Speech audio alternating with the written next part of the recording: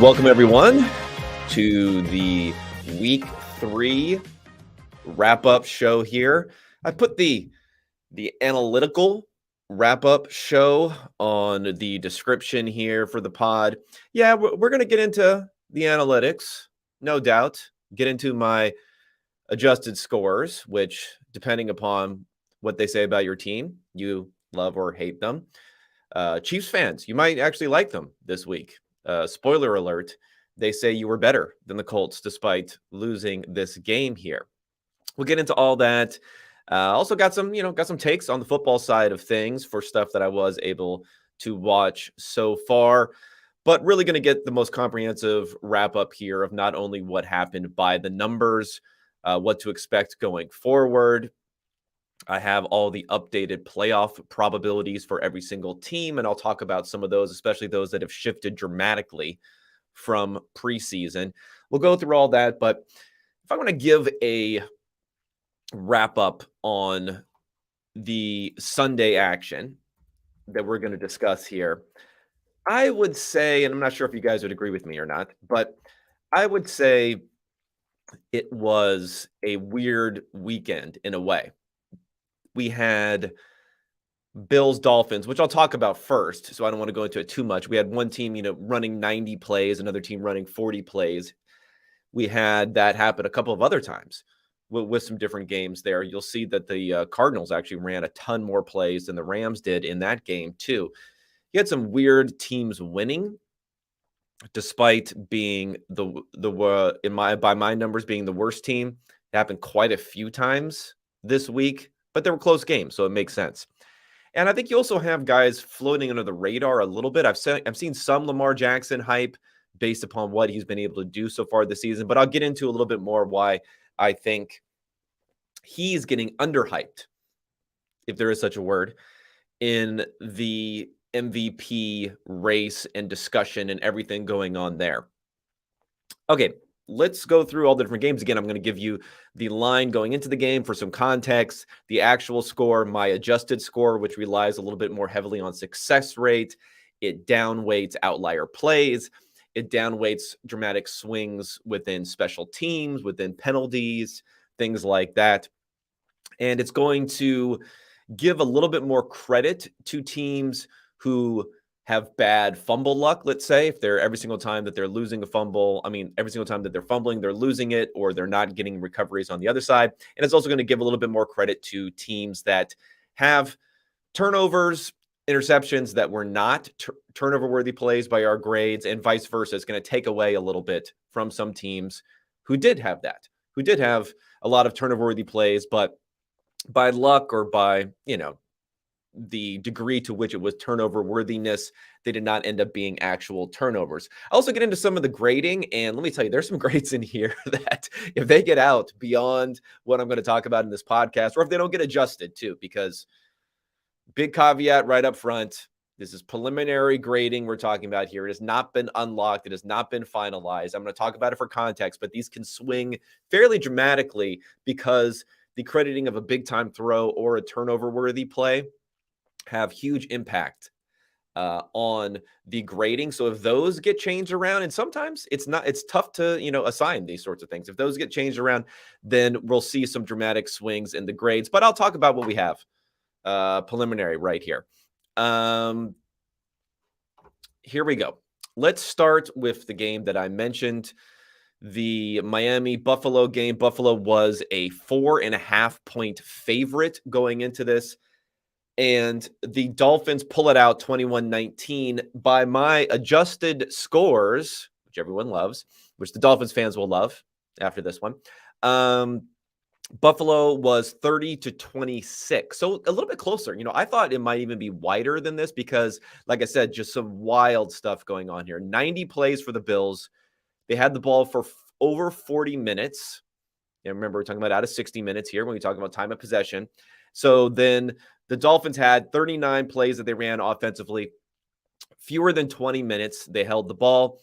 And according to some numbers from Graham Barfield over at Fantasy Points, the website Fantasy Points, follow him on Twitter at Graham Barfield. He says it's just the 15th time that a team has ran fewer than 40 plays and win in the Super Bowl era. Teams with fewer than 40 plays in the past were 15 and 77. So they win 16% of the time, all time. So kind of a weird game here. And you throw in the extra factor here, which kind of makes running a lot of plays a bad thing in this particular game. The context of it is that it was hot. It was hot out there. Now, maybe it could wear down the defense a bit, but the Bills were way over expectation in this game as far as how they pass the ball. They do it almost every single week. So maybe we're talking about a passing game here. Maybe it wears down the offense a little bit more than you might think in these types of games. And that could have also had an effect on a couple of, at least one short arm throw from Josh Allen at the end of the game.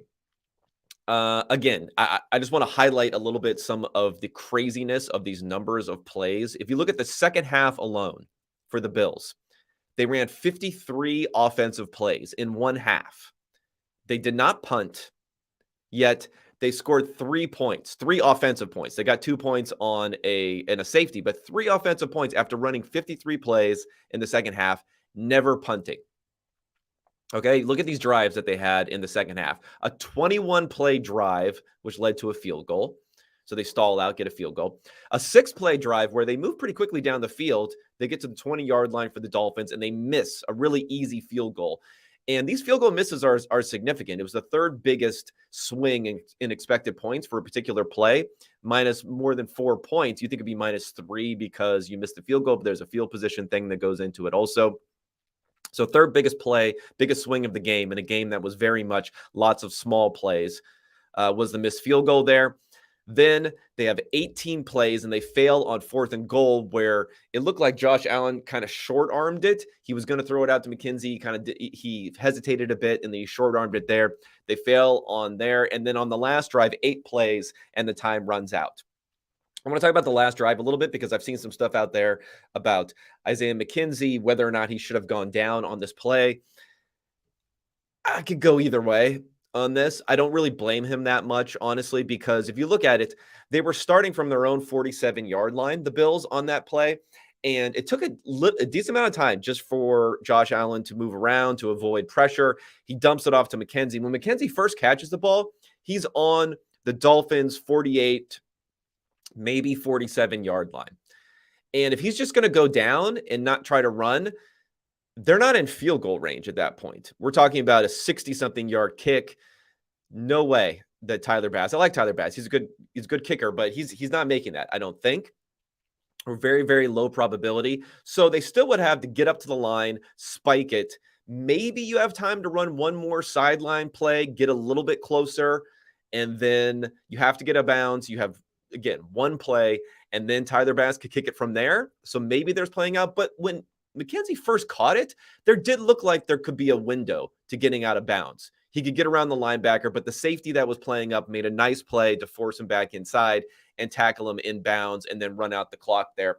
So if McKenzie goes down immediately, we're more looking at a Hail Mary type of situation. And obviously the probability isn't going to be that great there too. So I don't really blame McKenzie too much there. He was getting a little bit of grief for what he did there. I don't think that was deserved on this one. What's also interesting about this game is despite the huge differential in play count, they were about the same in yards per play, 5.5 for the Bills, 5.4 for the Dolphins.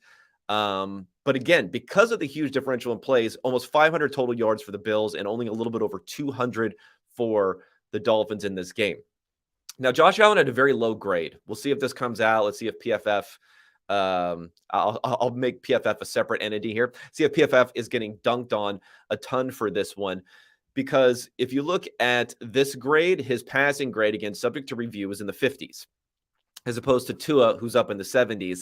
And his EPA per play is a little bit low, too. His efficiency was a little bit low there because they had a fumble, a strip sack fumble, and he failed on 4th down that one time. But the thing is, he had 5 turnover-worthy plays by our grading. So this is what doesn't show up, what maybe just flows by our conscious when we're watching the game, is the fact that he had 3 dropped interceptions.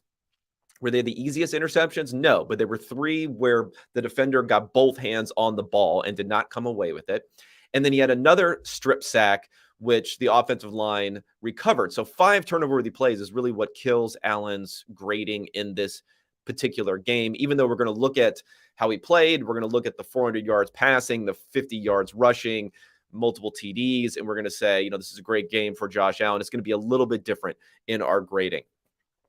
Big factor here, like I said, Tua played well. Tua is now the most efficient quarterback in the NFL by EPA per play after this game.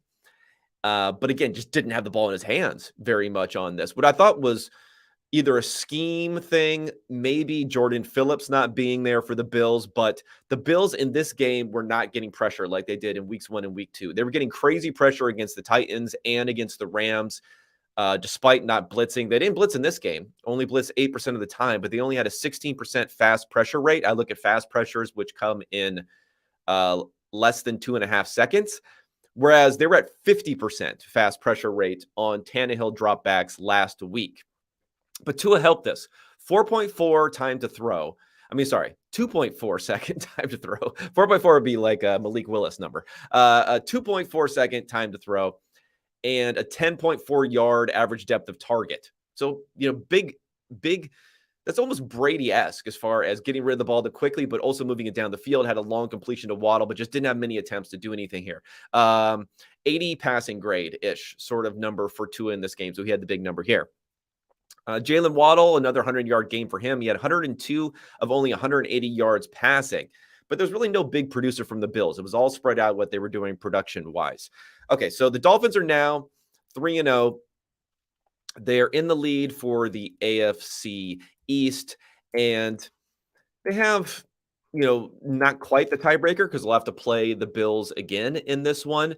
But if we're looking at just straight up playoff probabilities, it doesn't hurt Buffalo that much. They're down slightly. They were above 90% playoff probability going into this. Now they're 87.5, up from 78 to start the year.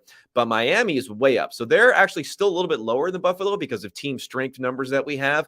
But now we're looking at a 75% chance to make the playoffs for the Dolphins versus 36, according to our numbers coming into the season. Huge, huge jump. The biggest jump of any team so far this season, what they've done in their playoff probability.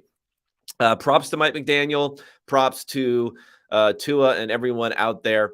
But this game, we have Buffalo being slightly better. And I think if most people watch the game, they would probably agree with that, if only because they had the ball just so much longer in this particular contest. All right, second game we're going to get into here is another game where the final score does not match my adjusted scores. Let's see if I can get Kansas City Chiefs fans back on my side here, though that's unlikely. So this was the Colts at home facing the Chiefs. Chiefs were 4.5-point favorites in this one. 2017 is the final score for Indianapolis. I had this as the Chiefs 26-21. As the final numbers here, according to my adjusted scores. Okay, why was that the case here? Well, it's fairly simple. The Chiefs had, while a lower total success rate on some of these, the Colts just had no explosive plays. Basically, no explosive plays in this game. The Colts averaged 3.8 yards per play. They were doing nothing on here. And the things that went against the Chiefs, some of them a little bit fluky here. We had a muffed punt by Sky Moore, which was the most impactful play of the game because you're going from an assumption of 1st and 10 with the ball to the other team, 1st and 10 in very much in scoring territory. So that was huge. There was a missed field goal. There was a fake field goal that went wrong. So that's not so good. Kansas City has been normally one of the best teams on third down conversions. In this game, there were only 3 of 10. So this did not help a lot. All that stuff was bad. Mahomes played better, I would say, than some of the underlying numbers that you'll see for him coming out of this game. We did not credit him with a turnover-worthy play on the interception. There seemed like a bit of a miscommunication with Juju Smith-Schuster on how he should have ran that route, the angle that he should have been running that route. Mahomes still had positive 0.25 EPA per play, which is a strong number. That's a similar type of number over the course of the season that Rodgers had for winning the MVP last year. We had him for a 77 grade, so a pretty good grade in this one, again, because we did not credit him with that turnover-worthy play. But it could have been even better. They did a good job holding down some of the large explosive plays for Mahomes, too. He wasn't under a lot of pressure. And again, they were good dropping back to pass, but this was really a struggle game when it came to running the ball for the Chiefs. And that's something that they've been doing pretty well up until this point. They had a lower than 10th percentile in running efficiency, lower than 15th percentile in success rate running the ball, whereas the Colts were able to run the ball somewhat effectively. I wouldn't be in panic mode for the Chiefs right now. They're, still have a very good chance, according to our numbers, of making the playoffs, about 75%. But I guess you would hope for a little bit more from them because they have that Chargers win. And this was just a very, very winnable game. So again, you win some that you don't look like you're going to win, like against the Chargers last week. You lose some that you look like you're going to win. And it's weird from Kansas City. It's really been Indianapolis that's been Achilles' heel for them. This is only the second time where Mahomes has lost a game where the opponent's scoring fewer than 20 points. Both of those times have been against the Colts. To go into the Colts and what are their chances? I mean, the thing is, they still have a playoff chance of around 48%, which is a little bit shocking to me, despite being 1-2. But the thing is, the division, not good. Titans also 1-2. The Jaguars leading divisions, we saw 2-1, but we don't have them internally as being as good of a team strength here. But the problem for the Colts is there's just not a lot to take away from this game, at least offensively, that you can hang your hat on and say, okay, I get it. Things are getting better. We beat the Chiefs. Again, less than 4 yards per play. Matt Ryan, not only was he not pushing the ball down the field a lot, but really problematic to me that the Kansas City pass rush, which has been okay so far this season, not great, sacked him a ton, sacked him 5 different times. They lost almost 14 EPA on sacks. If you're Matt Ryan playing at the stage that he's playing in his career, the way he's playing, you just can't take all those sacks. You can't go down like that. Drive killers, which doesn't enable you to use Jonathan Taylor and others, the run game, which seems to be working pretty well for this season. Generally, I'm still very, very skeptical on the Colts, but they have a lot of time to turn things around. I do think this is an instance where perhaps the power rankings and others that are feeding into an algorithm here that we have, giving the Colts a 50% chance to still make the playoffs, might be a little bit too high on them right at this point in time. If anyone's watching out for some little interesting things here, 2 touchdowns for the rookie, Jelani Woods, the 3rd round rookie tight end, athletic freak, probably the best athletic score of any tight end that we've seen coming out in college since we've been tracking a lot of this stuff, the mid-2000s. And a couple other things to talk about game management-wise. And this is always with the Chiefs. Yeah, they missed the field goal. They went for the fake, which was somewhat disastrous. That stuff was kind of bad. Mahomes was not happy with them laying down at the end of the first half and got into a little bit of a thing with Eric Bieniemy at the end. But it was 2nd and 20 with 20 seconds left on their own side of the field. I think I let him tear away and go for it and try to see what he can do there, but I get it. I don't think that was a big deal. I think Mahomes, even after the game, being interviewed about it, says he kind of understands what happened in that situation. But at the end, critical clock management error here, timeout management error by Andy Reid. And he really needs someone like, Nathaniel Hackett brought someone in to help him with this thing. I mean, God, please, Andy, can we get someone to help you with this here? It was really just not using a timeout when the Colts had the ball. So let me rewind here. The Colts have the ball. 2-minute warning goes by. They have the ball at the 39-yard line for Kansas City. It's 1st and 20. Okay, they run a play, and it's 2nd and 7 after picking up 13 yards. Now, should KC have used a timeout here? Because they end up not using any of their timeouts, and they have the ball back with 3 timeouts, but not enough time to do anything. Or not as much time as you would like to do anything. Here, I think with 2nd and 7, I guess I'm okay for them running it down. But if you look at it, there is an equilibrium point in any situation, all these late game situations where it's very unlikely you have perfect equilibrium, where both teams believe the same thing about clock management. In other words, it's very unlikely that in these situations where the Colts choose on this play to run it all the way down, so it goes from 155 down to 115, then they pick up a first down, and then they run it down again. And this is really when Kansas City 100% should have been using a timeout here, because over the course of 2 plays, the Colts run it from 155 down to 33 seconds at the 12-yard line. They have the ball 1st and 10 at the 12-yard line. They have their timeout, so they're not going to run out of time. So Andy Reid is not doing some, game theory thing here where he's going to trick the Colts into running all their time off the clock. That's not going to happen because the Colts have their timeouts here.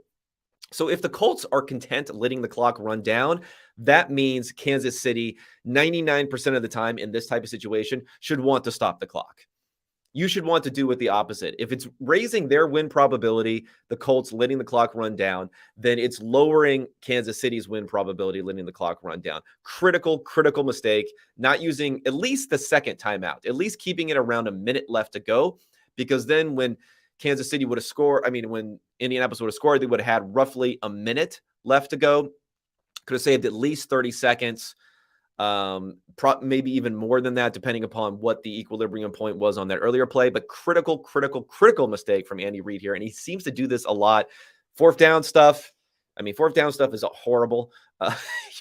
They lost more win probability than the Chargers did with some of these fourth down calls when in that game different happened. But this timeout stuff is maybe even worse because there's not even this push-pull to it. It's just when they got that first down, got down to the Kansas City 12-yard line with about a minute left to go, 100% of the time should have been easy timeout decision there for Kansas City to save some time to get the ball back on the other side. Andy, please give me a call. I'm willing to leave PFF if you want to bring me in for your clock management specialist to see that this does not happen again. All right, let's get to the next game here. Sorry, Andy, had to roast you a little bit there. Let's go to the GOAT showdown here, which ended up being a little bit disappointing. Well, very disappointing offensively, but it had a low total in this game. It was only a 40 total in this game. So the Bucs against the Packers in Tampa Bay. The Bucs were a 1.5-point favorite. I like the Bucs in this one. They end up losing 14-12. Maybe I underestimated just how big of a deal the receiver issue is for them, especially with Gage being a little bit banged up, although he did get 12 catches in this game. Green Bay was the better team, according to my numbers, 2017. So both teams were a little bit better as far as how much they scored, the internals there. The Bucs actually had a better success rate offensively in this game, which is a little bit surprising. But they had 2 different fumbles from wide receivers. And I don't think it was an awful game for Brady or Rodgers, but it was just a struggle. Brady had a 6.1-yard ADOT in this game. He only went under that number twice last season, not stretching the ball down the field. The receivers are not helping him that one. The Bucs just can't run the ball.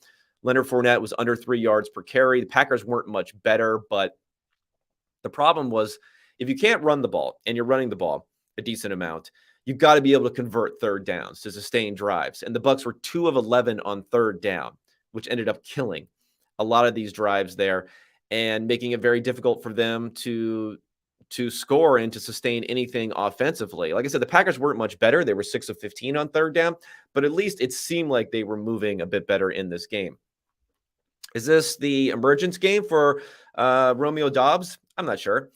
8 targets, though, 73 yards, 8 catches. Ran 34 of 36 routes with some injuries to Watkins and others. So, interesting game for him. He's probably something to keep an eye on going forward.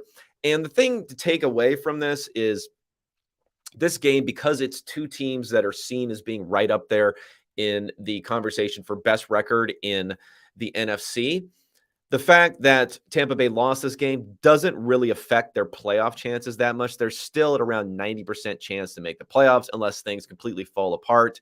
They're going to get one of those spots. But there's only one spot for a bye.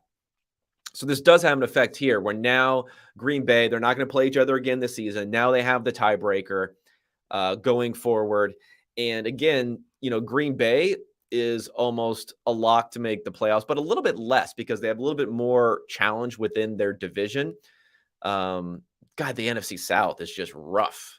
absolutely rough outside of Tampa, who is struggling already there. So because of that, the the um, the Bucs still have the highest percentage to making the playoffs of anyone in the NFL right now at 93% because of how rough it is there. Green Bay is a little bit lower at 80% because of the divisional difficulties there, but this gives them a critical tiebreaker in a system now where we only have one team that gets a bye week. All right, let's move to Patriots versus the Baltimore Ravens. Baltimore, 2.5-point favorite is what I have this closing at. I'm not sure if that's correct or not, but it's interesting because they were a 3-point favorite for most of the week. So the fact that it moved down to 2.5 means there was probably some, quote unquote, sharp money coming in on New England. I actually thought if the money was going to come in any direction, that it should have been on New England. But sometimes results, sometimes getting that closing line value does not matter, because Baltimore wins 37-26.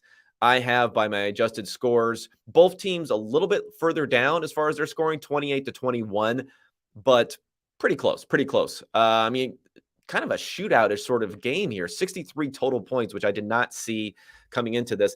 The Patriots, and I'm going to have to watch this one in more detail to see what happened, but I don't think they were that bad offensively. Just 2 of 9 on third down, which ended up hurting them quite a bit. They actually averaged more yards per play than the Ravens here. 7.1 yards per play, which is a big number for the Patriots, to 6.7 for the Ravens. Okay, let's talk Lamar Jackson. We got to talk Lamar Jackson here because he continues to do basically everything for the Ravens here. 218-yard passing, 4 touchdowns, and he also gained 107 of the 188 rushing yards and got their only rushing TD. Got 6 of 8 rushing first downs were Lamar Jackson. And of his 11 carries, 10 of them were designed runs. So he basically is the run game and the passing game right here. He gained 1.4 expected points per designed run when he was running this game. Tremendously huge number there. But again, we look at some of these things, and again, I hope everyone doesn't get a hold of our grading for this one, because Lamar Jackson's the new one. I saw that Patrick Mahomes was the guy that everyone went wild on after week 1 of his grading not being that great. Lamar Jackson became the guy after having a lower grade in that Miami game in the 60s. In this game, at least preliminary grade. Oh, actually, Jackson is up at 79. Okay, good. So we have a good grade here for Jackson. Mac Jones down at 62. Turnovers, problem, huge problem for the Patriots in this game. Negative 15 EPA in the 3 different interceptions that they have. And it's interesting to see Mac Jones stretching the ball down the field. There's some positivity there. Like I said, some positivity in a yards per play amount, but you just can't have those mistakes and expect to be good here. Mac Jones, the story here, of course, maybe we just mentioned now, likely injury. Not likely injury, but a high ankle sprain, likely to miss at least a couple of weeks, I think. It looked pretty bad. They're doing an MRI today to see the extent of the damage. And Patriots it's kind of rough as far as backup situation. I guess we're talking about Brian Hoyer. I don't think they can bring the rookie, Bailey Zappi, in right now. And the Patriots right now, their playoff chances have moved from 47%, about a coin flip to start the season, to about 26%. And I'm not sure this fully encapsulates the 26%, the fact that Mac Jones isn't going to be there for a week or two. They might be more like under 20%. Critical stretch here to see if the Patriots can come up with some victories. What else we got to talk about here? Mark Andrews. Let's talk about Mark Andrews real fast. 89 yards receiving, which doesn't seem huge, but they only had 218 yards passing. A couple of touchdowns. So right now, Andrews has 245 receiving yards to only 230 for Kelce, 3 touchdowns to only 2 for Kelce. So dominant guy there as far as tight end production this year. Devontae Parker, breakout game, maybe. I don't know. He does a lot of 50-50 balls, a lot of down the field stuff. His catch rate was still only 50% in this game, 5 of 10. He had 156 yards receiving, which kind of shows you how fluky kind of variance some of these longer passes could be, because he was being targeted. He had a decent amount of air yards coming into this game, but he only had 1 catch for 9 yards in the first 2 games this season. The other story here is probably coverage grades for the Ravens. They gave up a decent amount, but of yardage, but Humphrey, Peters, and Hamilton all graded over 90. Big play, big punch out at the end of Nelson Aguilar by Kyle Hamilton, the rookie at the end of the game. So big thing there. And I think Lamar MVP hype is probably going to be picking up, especially with the fact that now the Patriots have lost a game, the Chiefs have lost a game. So there isn't this, magnificent 3-0 team, unless you want to talk about Jalen Hurts maybe or Tua, but I don't think they're as much in the MVP conversation for some people. So if we look at Lamar Jackson, 749 yards passing through 3 games, 10 touchdowns, 2 interceptions, 8.5 yards per attempt. So you have all that. The passing has been as good as it's ever been for Lamar Jackson, I would say. He also has 243 of the 405 rushing yards for the team. So he has 60% of the team's rushing production also. The passing production, 60% of the team's rushing production, despite only having 36% of the team's carries. So we're talking about 85, 90% of the total offense for the Baltimore Ravens. Lamar Jackson's involved either passing the ball or running the ball himself. If you want to talk about for comparison, Josh Allen is about a third of the Bills' rushing yards so far this season. Lamar Jackson at 60%. Very strong case, in my opinion, for him being right up there near the top of the MVP race. All right, let's get into Vikings and Detroit Lions next. Minnesota 6.5-point favorite going into this one. They win 28-24. My adjusted scores have Detroit as being the better team, 27-23. Heartbreaking loss here for the Dan Campbells, the Fighting Dan Campbells here. I thought this was going to go under because I thought Detroit would have a little bit better defense. And I think defensively, they did play a little bit better until the blown coverage at the end. And I also thought that Detroit's offense would stall out a bit. And I was kind of low-key wrong about that because they missed all these field goals in this game. There were 4 total missed field goals in this game. So the fact that it hit 52 points, which was a half point under the 52.5 over-under, was kind of lucky if you ended up hitting the over-under on that one. There was about 13 expected points lost because of all these different missed field goals. And the Lions were also 3 of 16 on 3rd down. Now, they were successful 4 of 6 on 4th down. They should have gone for one more on that last field goal. Well, we'll talk about that decision in a little bit here. But if they got a little bit more 3rd down luck, they could have been even better in this game. All right, let's look at some of this as far as the particulars for players and what they ended up doing in this game. Justin Jefferson, 3 catches, 14 yards, 5 targets. I don't know. We went from Cooper Kupp roll, destroying the face at the earth, just blazing through all teams week 1 to now a couple of down weeks here for Jefferson. Thielen and Osborne were definitely more involved in this one. And let's go straight to the decision, because I think this is the easiest thing and the biggest thing to discuss on this podcast that you won't necessarily hear others, is that 4th down decision and the numbers involved in it. What I thought was interesting is Dan Campbell's been really, really good about 4th down decisions. And before he started, I roasted him a little bit. And then the viewers of the YouTube, when I canceled Dan Campbell, canceled me because they got so mad about it, because he was being interviewed. I think it was actually what do they call the PFT commenter podcast? Pardon the something. Pardon my take. So he was being interviewed on there before he started about the go for 2 down 8 thing, which is like the analytics test. And he was against it, but he was kind of thinking through at the time. And what I've noticed since then is what I like about Dan Campbell. There's certain things I don't like about Dan Campbell, but what I do like, more to like than not to like, what I do like about him is he seems to have humility and he's willing to accept new information, because he was good even in his first season and when it came to going for 4th downs. And he's been really good this season. They had 4th and a long 1 a little bit early in this game with 3 minutes left, and they didn't get it. That they did go for it, that they should have gone for, that they didn't get. And that affected them, right? If they would have gotten that field goal, if you said, oh, we kicked this one, we kicked the other one, we win the game sort of situation.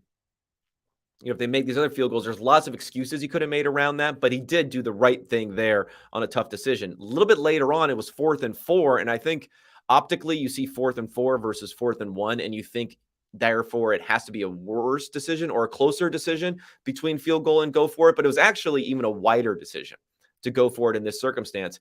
because you're a little bit further back, which makes the field goal more difficult in that circumstance. And because of the timeout situation, the defense has no timeouts, that if you get it, you put them away. The game is over. So because of that flip, game being over in that circumstance, if you get it, where it's not necessarily over, if you kick the field goal there with the time remaining and you're giving them all the time remaining, because of that, it really makes it a strong gopher situation there. 1 minute and 14 seconds left, 36-yard line, 4th and 4, up 3 was the situation there. It was 5.4 win probability gain if you choose to go for it, according to the numbers. Now, maybe they fail. Whatever could happen. All that stuff can happen. Of course, they ended up missing the kick, losing field position there. And Campbell, after the game, did say he made a mistake. So I like that he's saying he made a mistake, but maybe I don't give as much credit as some other people do to admitting mistakes, because I think it also points to, is there a flaw in the process here? You don't want teams to be rigid when they're making bad decisions, saying, I'm glad I made the bad decision. But sometimes there should be some rigidity to the day after, or else you're not just saying you made the wrong decision with good information, but you're also saying maybe we have the wrong process a little bit here. Like, we need to make sure that this sort of thing doesn't happen in the future. And that's a very important thing, is to make sure not only you have the right information, but you have the right process and you have the right mentality with, these are automatic. We need to default to automatic go for if you have something like a 5% win probability game. It's automatic unless we have a strenuous, unique variable that we cannot predict going into this, like the quarterback's out or something like that. So the chance to get it falls dramatically. Something to that effect. Unless we have that, it's a default to go for it. You don't have to vote to go for it. You have to vote strenuously and veto maybe multiple parties saying don't go for it in that sort of situation. That would be a better process around here. One other thing to mention for Jared Goff, that late interception, like, why don't you just toss it up in the air? I mean, at least get the ball into the end zone, or just throw it out of bounds and then take one more play to go ahead and do a Hail Mary at the end. A little bit of a weird decision there for Goff, but I guess, Goff's gonna Goff sometimes. Detroit, unfortunately, this was a killer here for them, and their playoff chances now down to 17%, started the season at 24%. It's been, they finally got that victory, but then the loss in week 1 and then this loss here, especially to a division rival, makes things difficult. Their team strength is probably, though, a bit better than what's going into this. So I'm not going to put them down too far here. But with everyone else in the division winning today, other than Detroit, it puts them even a little bit further behind the 8 ball in this one. All right, let's get to Titans versus Raiders. The battle of, is our season over? Basically, in this one is what I would call it. And the Raiders were 1.5-point favorites in this game, a little surprisingly. Tennessee ends up winning 24-22. I didn't even a higher score as far as the adjusted score here, 33-25 to Tennessee. 90th percentile success rate for the Titans, but they only had a 50th percentile. I mean, not 50th percentile. They only passed the ball 50% of the time. So they ran the ball well, but they passed the ball well again. And that's what I think is interesting about Tannehill so far this season, is everyone likes to, jump all over him. He looked bad in that Buffalo Bills game. The Malik Willis, there's some, like, I don't know why, but there's a little bit of this like Malik Willis crowd out there for can we get Malik Willis potentially in the game sometime later this season? Maybe Fantasy Football Bros are all about getting that rushing production for Willis. But Tannehill 8th in EPA per play this season, despite that awful game against the Bills, where in my opinion, he didn't really have a chance. 50% quick pressure rate in that game. He was getting killed in that game. 8th right now, EPA per play. His grading is lower at 17th, which is a little bit surprising because normally it's the other way with him. Normally we grade him a bit higher than what his EPA ends up being on this one. So let's cut Tannehill some slack on this one. And if you look at now their chances, their playoff chances here, not bad. 45%, only down 5% from to start the season, believe it or not. what we had projected to start the season, because the division is so weak right now. And they look like, at least the second best team in the division. The Colts look really, really bad. And the Jaguars, surprisingly, look okay. So we'll see what ends up happening there, but not bad for them, 45% going forward. And the poor Raiders, they're down to about a 10% chance to make the playoffs now after starting at a 40% chance to start the season. But both quarterbacks in this game were pretty efficient, about almost 10 yards per attempt for Tannehill. Each had an interception, but we credit Tannehill with 2 turnover-worthy plays. And the turnover-worthy plays is what have been killing his grading so far this year. I think some of it is okay. He had a strip sack, and this one that was recovered by the offense that we called a turnover-worthy play. That is probably an Achilles heel for him, that we don't hit him that hard on the grading normally, is the fact that he has this pocket presence, meaning he keeps his eyes locked downfield. He doesn't feel the pressure, but then at the same time, he can take sacks and then strip sacks because of this one. Quiet day for Davante Adams, again, for the second straight week, similar to Justin Jefferson here, where, could be some rumblings to figure out what is going to end up happening there. I thought this would be a bigger Derrick Henry game, but he just couldn't do anything in the second half. The second half, they couldn't get anything going. He had 11 carries for 64 yards and a touchdown in the first half. Tannehill vultured one of his touchdowns later in the game, but he only finished with 20, 85, and 1. So pretty bad here. The Raiders, they were better offensively than you think, and I feel like the Raiders have been actually a pretty good-ish sort of team, but 0-3 is hard. There were 0-3 for the record, 1 of 12 on third downs, which was a killer in this game. Again, make or miss league. I know I say that a lot when it comes to this. The NBA, it's about 3-pointers.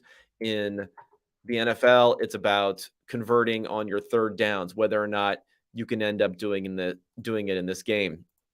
But also, Derek Carr, he had a good grade, an 86 grade in here, but EPA wise, not good. And on the season so far, and this is a season where a lot of people had Derek Carr as a top 12-ish sort of quarterback going into this year. He hasn't been bad, but his grading 19th, his EPA per play 14th. He hasn't lifted them up, I don't think, either, even with the addition of Davante Adams. And it just shows how the Raiders were in this tough spot. Division so stacked. Defense played really well last year, but was probably going to regress somewhat as far as what they were able to do on that side of the ball.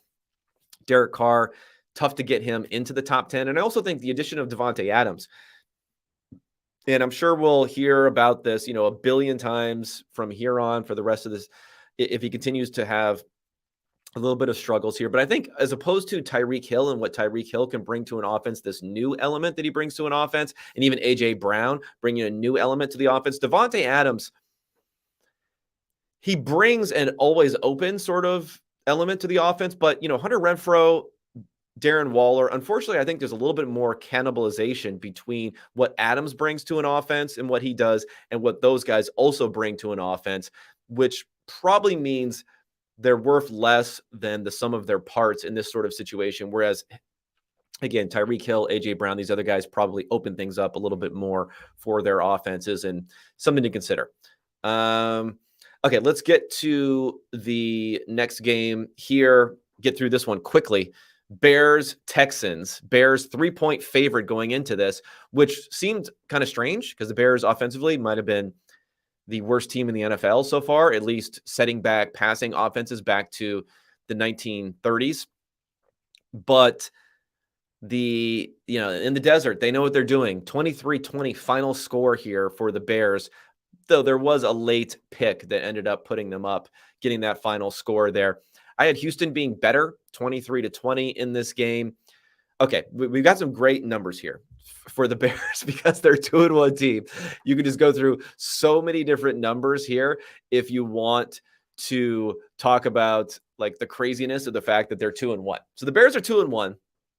They have completed a total of 23 passes in 3 games.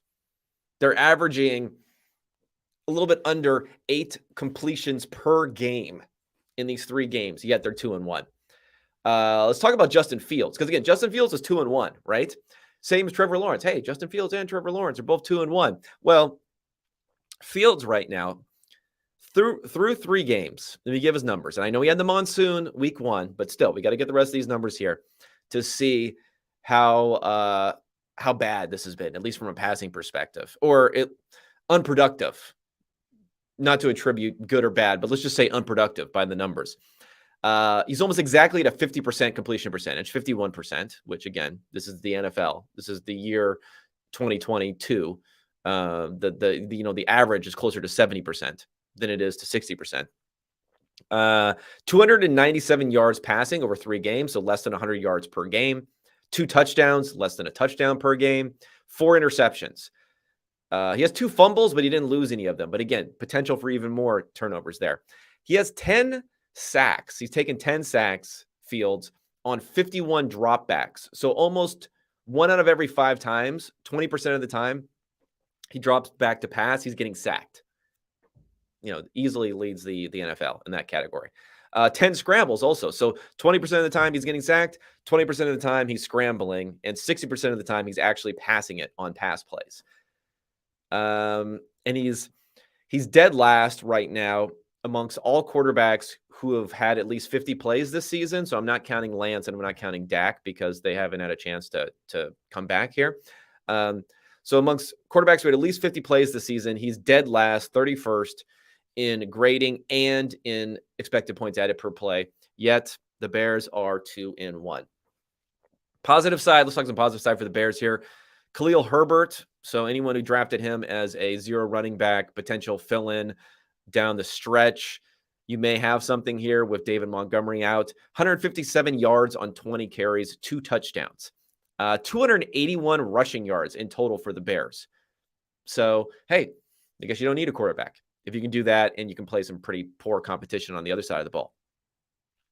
Dameon Pierce, 4 yards per carry, not great, 80 yards, 20 carries, but he was very, very productive, and they really leaned on him a lot. He also had a touchdown in this game.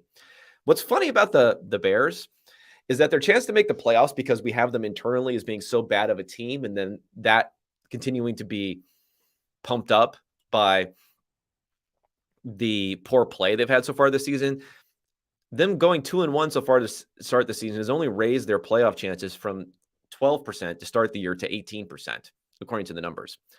But they face the Giants, the Vikings, and the Commanders, their next 3 games. So Vikings, probably not going to win that one. Commanders, probably not going to win that one, but you never know. Wentz could Wentz it up in that one. Giants, you might have a chance in that one. We'll see how the Giants play tonight on Monday night to get an idea here. But, if they win 2 out of the next 3, they're 4-2. That could get interesting. That could get interesting as the Bears sit there at 4-2. I don't think it's going to happen, but it can happen, and that'll be it'll be fun. It'll be fun at least to discuss some of this stuff going forward. All right, before I get to the rest of the games here, let me pay some bills, and we're going to talk DraftKings. NFL action is in full swing here at DraftKings Sportsbook, an official sports betting partner of the NFL. We're talking touchdowns, big plays, and even bigger wins. New customers can bet just $5 on any NFL team to win and get $200 in free bets if they do. If that's not enough, everyone can boost their winnings with DraftKings stepped-up same-game parlays. Right now, for every leg you add, you can boost your winnings up to 100% with bigger payouts than ever. Why bet on football anywhere else? To make things even sweeter, you can throw down on stepped-up same-game parlays once per game day all season long. Download the DraftKings Sportsbook app now. Use promo code PFF to get $200 in free bets if your team wins when you place a $5 bet on any football game. That's code PFF only at DraftKings Sportsbook, an official sports betting partner of the NFL. Minimum age and eligibility restrictions apply. See show notes for details. And I'll get another plug in here. PFF app, PFF app, PFF app. Go get it at your app store for your mobile devices. Really cool visualizations, especially for fantasy football people when it comes to start, sit, talent, opportunity-based stuff, all of the rankings, everyone labeled in a particular way every week. It's going to be a great device just to get on there and flow through when you're making those Sunday morning decisions when it comes to fantasy football. And of course, you get all the articles and everything else on there. Also, the PFF app. Go ahead and download that today. All right. Let's go to Washington, Philly, which I had the displeasure of watching being in the DC area here. But I do like watching the Eagles. And the Eagles are the story of the season from a team perspective, I would say. Not only are we talking about a season where if things didn't go right for Jalen Hurts, I mean, there was some possibility the Eagles could have moved on from him next year, right? Instead, we have Jalen Hurts in the MVP conversation. Instead, we have Philly starting off 3-0. According to my numbers, the adjusted scores offensively and defensively, they might be the best team in the NFL right now. They're pretty close to the Bills, at least right now. Their playoff chances, with the easiest schedule in the NFL this season, they were 57% to start the year. So pretty good, mostly based upon that easy schedule. Now they're up to 90%. Biggest move upwards of any team so far this season, with a big win here in Washington, D.C. Actually, I guess they're not playing in Washington, D.C., but you know what I mean. Playing right outside the D.C. area. Philly was a 6-point favorite going into this one. They win 24-8. It was 24-0 for most of the game. My adjusted score is 24-9 for Philadelphia, so pretty close here.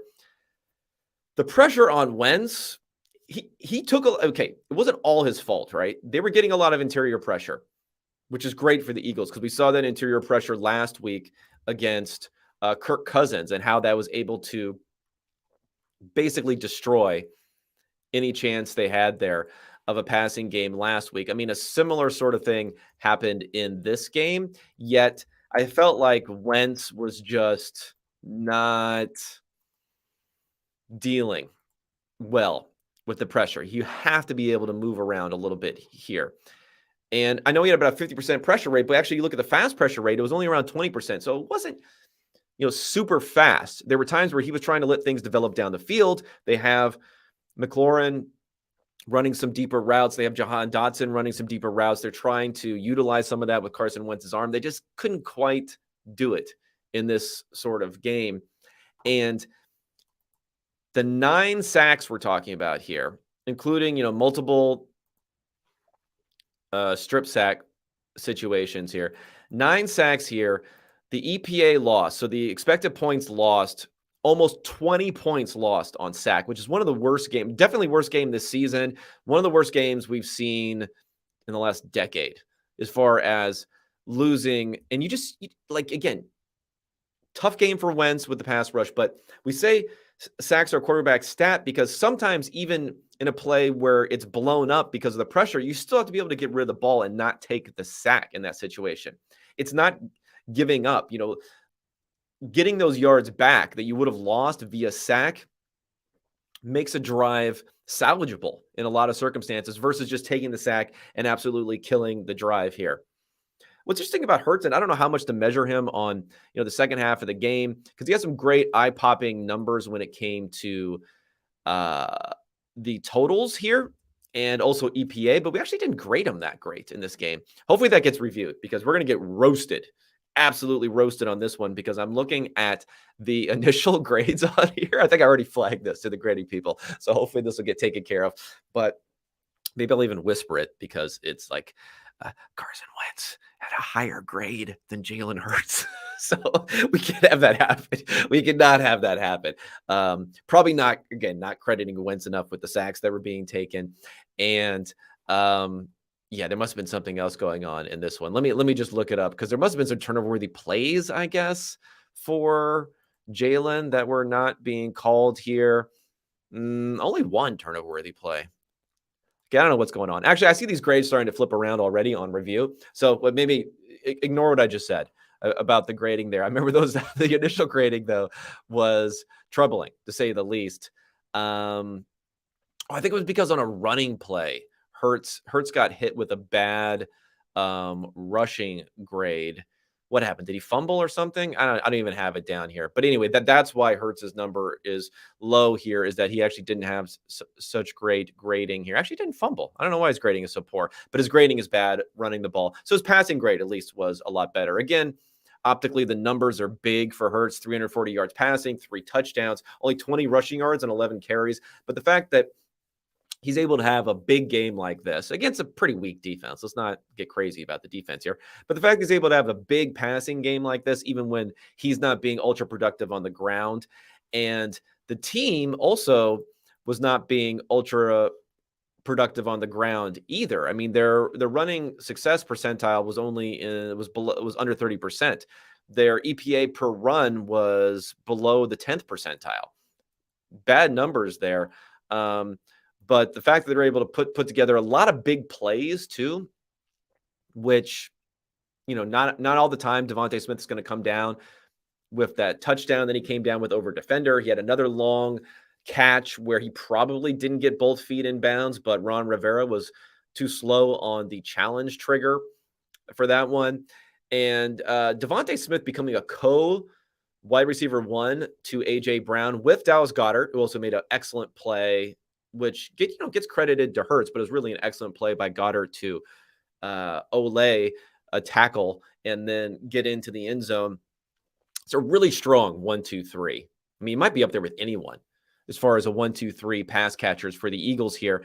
So even when A.J. Brown is a little bit of a down game meaning 85 yards, even when he has a little bit of a down game, you have Devontae Smith, who had a bagel in week 1. He had 0 catches in week 1. Then he goes to 80 yards in week 2, and now he has 169 yards in week 3, right up there in the top 10 of receiving yards after not getting anything in week 1. Very, very strong from the Eagles here. Wentz, what are we going to do? Not a lot of people liked the trade. We hear via reports that Jimmy Garoppolo was their target. They had a agreement in principle, at least, until Garoppolo decided he was going to get the shoulder surgery. And then we have this game where it was one of the worst games, if you're watching this, for a Washington fan. I mean, it was bad. There was a 4th and 3 and a 4th and 2 in the third quarter where they were down 24-0 and Rivera punted the ball. And, the win probability gain in those circumstances is not monstrous because you have like a 0% chance to win or a 1% chance to win. You're not going to get a huge bump in win probability, but it's basically giving up. And so you have the Garoppolo story, you have them kind of giving up, you have some talk from Rivera, who's normally pretty tight-lipped, about Wentz could have played better in this game. I'm interested to see what's going to happen here. I really want to see Sam Howell, potentially. Played well in the preseason.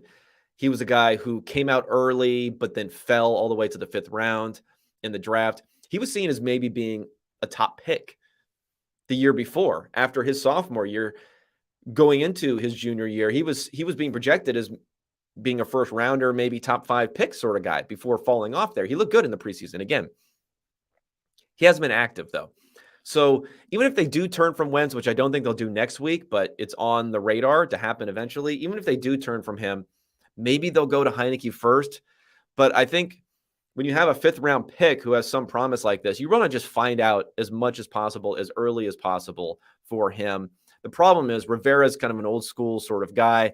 He might be coaching for his job this season. And according to our numbers, the Commanders still have a 27% chance of making the playoffs right here, despite this really, really poor play. So now is not going to be the time.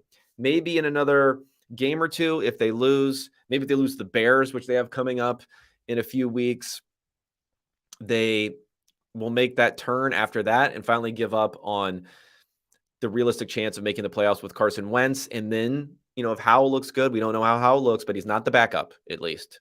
He hasn't, gone to backup status yet. I'd love to see him, though, play in this one. He really showed a lot. He showed some good mobility, too. He's probably the second most mobile guy in that class after Malik Willis. I mean, Ritter's faster, but Howell, knows how to run the ball and knows how to, he's kind of like a little bit of a pinball in there, taking hits. So I'd love to see him going forward. But, dark days, again, as usual in Washington. And Philly now has established themselves as perhaps the best team in the NFL, close to the best team in the NFL. They were called the most complete team in the NFL a lot in the offseason. Now we have quarterback play. So you were the most complete team, and there was an assumption built into that the quarterback was iffy. Now we have Hurts, killing so far this season, in the top 5 in grading and EPA per play. He was second in my quarterback rankings last week as far as how they played so far this year, combining those metrics. He might be third or fourth this week because he dropped a little bit on the grading, but he'll be close. He'll be close no matter what. All right, we got some little less thrilling games here else on the agenda, but let's just crank through it. Carolina, New Orleans, looking bad. We might see Dalton time eventually. I mean, I don't know if this is going to happen, but it's tough. It's rough out here for the Saints, who, where you think about it, like, they weren't super bad in this game. I had them being better, 23-17, a little bit better team in this game because so much of the production for Carolina who won, by the way. I mean, I forgot the particulars here. So New Orleans was a 2.5-point favorite in Carolina, 22-14 final score. And Carolina offense is just awful. 10th percentile success rate, but they got these huge yak plays, in particular from Laviska Shenault, to end up getting some points. And I had New Orleans as being better by my adjusted scores, 23-17. Drop back was actually not that bad that they had, but 2 interceptions. Another fumble lost, which was a hugely impactful fumble. And will we see Andy Dalton? I don't know. I mean, Winston's numbers weren't that bad in this game, but when they keep on losing, it's going to be tough. It's going to be tough here. And, I like Winston, but I don't know. It's rough. It's rough for New Orleans right now. Their playoff chances are down to 20%, starting the season at 40%. So they look bad here. I mean, Carolina's at 10%. We don't have anything really to even talk about when it comes to Carolina, other than the fact this probably stays off. Matt Rule losing his job as being the most likely guy for that to end up happening by far. It's such a weird game for Baker Mayfield. 12 of 25, so less than 50%. 170 yards passing, 147 was yards after the catch. No big time throws, no turnover-worthy plays, no sacks. So he just didn't give it away, the game. And that was good enough in this sort of game. Saints can't run the ball too. So that hurts. When you can't run the ball, you turn it over to Jameis. Things can happen. Although I don't think he was that bad in this game. 11 carries for 34 yards on the ground for the Saints. Chris Olave, breakout game. He turned some of those prayer yards into his prayer yards / air yards into real yards, 147 yards in this one. And on the other side of the ball, at least for fantasy football people, RIP DJ Moore. I think it's over. One catch for 2 yards. This game, is that right? Oh, God. 86 total yards on the season for DJ Moore. 3rd, 4th round fantasy pick is now gone. RIP to DJ Moore. Okay. Cincinnati Bengals at the Jets, must win game, or as close as it can be for the Bengals in this one. They win 27-21 after being 27-12 after being 6.5-point favorites. Adjusted score is pretty close on this one. 18-15 here. Probably this seals the fate of Joe Flacco. We'll have Zach Wilson back next week. But while it's a win for the Bengals, you still saw stuff you're not very happy about. I mean, Burrow graded pretty well, but he had two turnover-worthy plays that didn't end up being turnovers.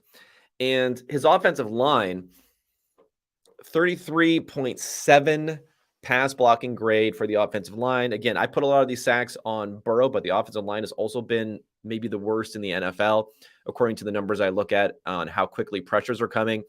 La'el Collins in particular continues to struggle, 28.6 grade here. He was beaten by a defender 6 times, which is a big number as far as getting beaten there. And it's the second week in the row, grading in the 20s. So I don't think they fixed a lot of problems necessarily for the Bengals in this game, but they got the win that they needed to get. And maybe going forward, it's going to be about, how can we fix some of these issues that we're seeing? I mean, one of them is that Jamar Chase. So let's put Chase there. Jefferson, Chase, Devontae Adams, another guy. Like these huge games in week 1 and then not so much else going forward. 6 catches, 29 yards, not getting those explosive plays that they were so reliant upon last year. Although they did get one explosive play, which was a cover 0, I think it was 3rd and 7 catch by Tyler Boyd, which he took for a touchdown. But, how much are we going to rely upon that going forward? Tyler Boyd got, 60 yards of yak on that one play. That's just not going to happen a lot with Tyler Boyd. T. Higgins, though, so it's good to have all 3 of those guys there because he had 93 yards receiving, leading the team. And they just could not rush the ball. As someone who had Joe Mixon in some DFS lineups, I'll tell you, that was painful. 12 carries for 24 yards for Mixon in this game. That really hurt them because they did run the ball 28 times. They leaned into that a little bit more than we'd probably hoped they would. But when they can't protect Burrow, maybe they're going to lean back into that a little bit more than we would like to see, just because of everything else that's happening. Now, they passed it 60% of the time, which was 10% over expectation because they had, a decent lead pretty early. So they weren't, adverse to the run, but they just didn't have to. Adverse to the pass, but they just didn't have to pass it that much in this particular game. It's really just a game for the Bengals where you say, okay, let's take our W. We needed it. We were in trouble. And let's hope going forward that we can stack a few of these while having to get a lot better, because the playoff chance is still around 40%, not that great. But at least you're moving forward on this one. Jets, the Jets are the Jets. You didn't need Wilson to come back. Everything is just a to be determined right here on Saleh, on Joe Douglas, on Zach Wilson. But hopefully you're at least seeing stuff from guys like Garrett Wilson, who had another big game. Big game meaning 6 catches, 60 yards. He was productive at least in this game, and he had some nice moves there. You're seeing stuff from him, which can get you a little bit excited about the core there. You just need that quarterback to hit. And I'm not confident, in what we're seeing from what we've seen from Zach Wilson in the past, but there is a chance. There's always a chance, especially with what they have built around him there. Just to check in on Burrow when it comes to his play so far this year. Remember, he was first, depending upon what your cutoff point was, he was first in PFF grading last year, and then being a top 10-ish sort of guy in EPA per play. Right now, he stands at 18th in grading and 17th in EPA, so almost smack in the middle of the league in both different categories so far this season. Not great. Regression was coming for the Bengals, but even so, they're just not playing well so far this season. I need to get that tightened up going forward. Okay, let's talk Jacksonville versus Chargers. Most surprising game, I would say, of the week. There were some extenuating circumstances when we talk about Herbert. We talk about the rib injury, but that doesn't really explain the most surprising thing here. And remember, this is a game that I recommended the under, so I'll take the L on that one. I had 2 different, maybe I should have just said Jacksonville, but I had 2 different parts of my thesis. The 2 different parts of the thesis were Herbert's rib injury was going to be worse than, it was going to have a bigger effect than what was built into it. But I also thought that the Chargers defense was pretty good.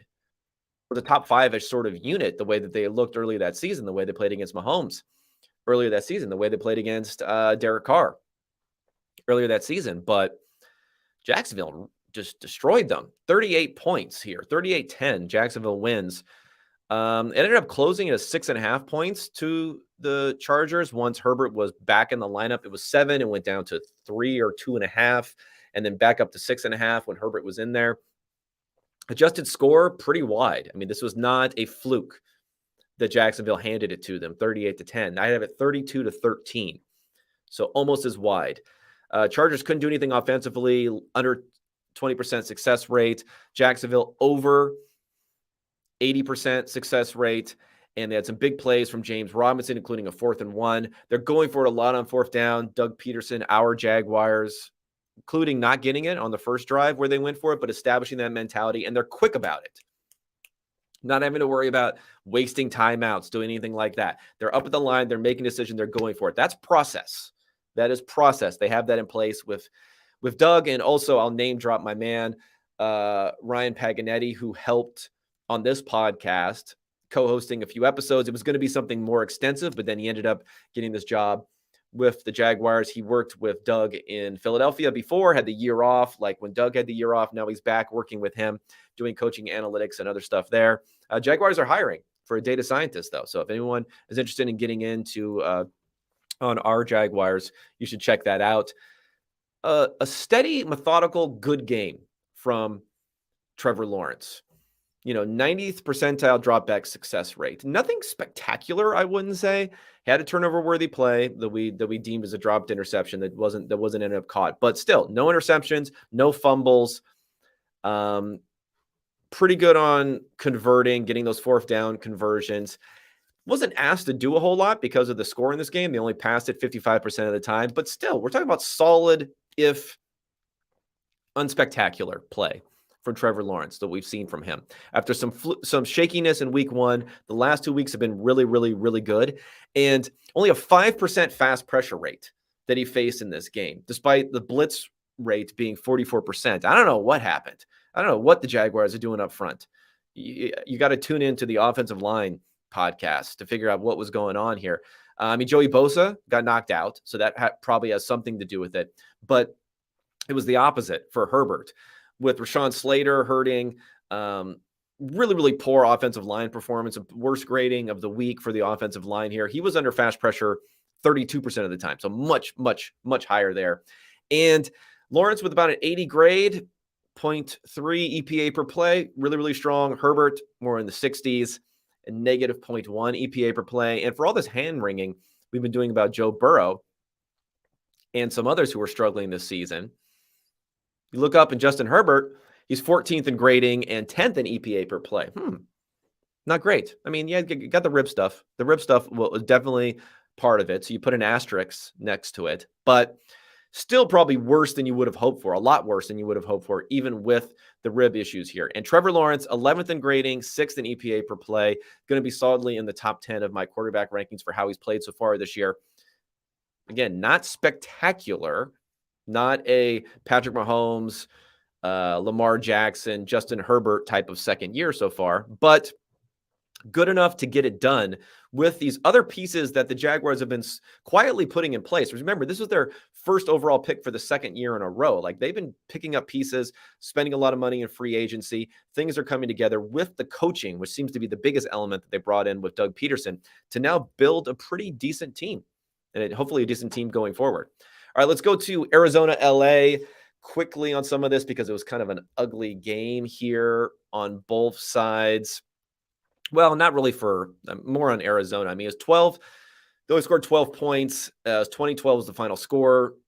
The Rams were a 3.5-point favorite. I have it 32-22, so both teams just didn't score that much. The thing is, they only had 9 drives in this game, but they were able to sustain drives pretty decently well. 76 plays for the Cardinals versus only 45 for the Rams, which is somewhat interesting.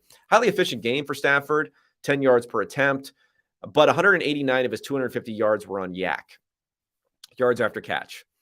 Marquise Brown had a huge game, but still 140 yards on 17 targets isn't exactly like efficiency that you want to see. And the Cardinals offense is just, not exactly great generally here.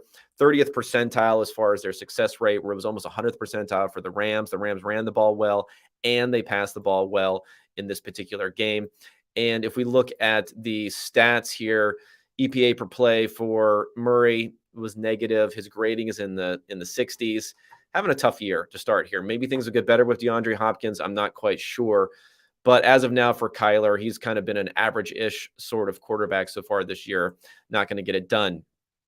Donald logs his 100th sack in his career, so congratulations to him there. And let's go ahead and look at the playoffs here. It's getting a little bit tough, even though that division has not been as good as you would have hoped for here. Arizona down to 43% chance to make the playoffs, so not that bad. LA up in the top 5 at 78% and cruising. Okay, Seattle, Atlanta. The Falcons end up pulling this one out, surprisingly. And, well, not surprising, but they were, a 1-point underdog in this one. They win 27-23. The adjusted score, pretty high, 36 for Atlanta. their offense has been sneaky okay so far this season. If you can just get Marcus Mariota to stop fumbling the ball. He had another critical fumble here, which didn't end up coming back to bite them this time after having a couple of fumbles, which did bite them in week 1. 96th percentile offensively for the Falcons, 90th for Seattle. So pretty good.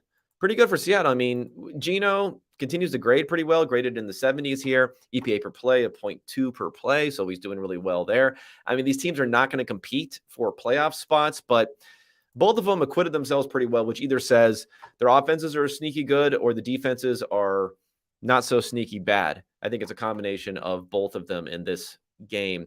Cordell Patterson is probably the guy to talk about here. 141 yards on 17 carries, 8.3 yards per carry. Okay, now let's get to the Sunday night game, Denver versus the San Francisco 49ers in Mile High. Ugly game. Ugly game. San Francisco was a 1.5-point favorite, despite the fact that we were in Denver. It ends up being 11-10 for the Denver Broncos. The adjusted score, 14-13 San Francisco. So bad, but slightly better for San Francisco. Denver, 5th percentile in offensive success rate. Bad. Both teams were inefficient. You had the interception for the 49ers, which nailed them down there. And conversions, 1 of 10 on 3rd down, which is a little bit weird because if you look at San Francisco, they've always been good with Jimmy as far as converting on 3rd down is concerned. They're 1 of 10. They didn't convert until there's 4 minutes left in the game on any 3rd down. They were plus 24 in expected points last season on 3rd and 4th down. They were plus 33 in 2019. So they've always been good with Jimmy. Did not happen in this game. You know, really a win that the San Francisco should have been able to come away with in this game. Russ is just struggling. 60th sort of grade, -2 EPA per play in this one. If you want to look at Russ for the season, we have him 23rd in his grading and 12th in EPA per play. Really struggling there. But I will say he is struggling. Everyone knows he's struggling. Can I not see any more bad Russell Wilson cooking jokes where it's some, awful cooking situation? Like everyone and their mother thinks they're being original with these Russell Wilson cooking videos of some awful cooking thing and saying that this is when Russ is cooked, that we're letting Russ cook, Russ in the kitchen. Okay, stop. Save it. We're done. We're moving on. New meme, new person to pick on. Let's go past it on this one. Trent Williams injury in this game. So that's probably something to keep your eye on going forward for Denver. And let's just get for San Francisco, let's get the updated playoff odds here. Still got a 50% chance for San Francisco. It actually hasn't changed that much because of the struggles for Arizona in their division, and struggles just generally in the NFC so far this year. Being 1-2 is not impaling them too much at this point.